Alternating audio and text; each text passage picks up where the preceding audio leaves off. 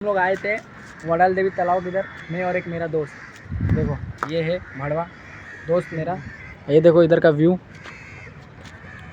एकदम मस्त है। इधर मगरमच्छ भी रहता है भाई, है ना। देखो ये देखो भाई, कुछ बोल, क्या बोलता भाई? गरीबी।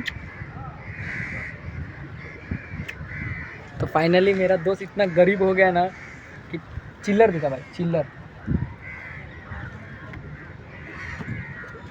20 दिन से जमा किया 20 रुपये है। गलती से पानी में गिर गया तो डुबकी मार लेगा कि नहीं भाई? मार लेगा ना। तो भाई इतना मेरा दोस्त गरीब है। अगर इसको तुम लोग हेल्प करना चाहते हो तो मेरे अकाउंट में हाई भेजो, स्कैनर पे 5 रुपये भी मार दोगे तो उसके लिए बहुत, क्योंकि 20 दिन से उसने 20 रुपये जमा किया है। हम लोग एक रुपये जमा किया, 20 दिन में 1 रुपये जमा करके 20 रुपये जमा किया। आप लोग मदद करना चाहते हो तो मेरा भाई को मदद करो, 1 रुपये भेजोगे तो आपका आभारी रहेगा।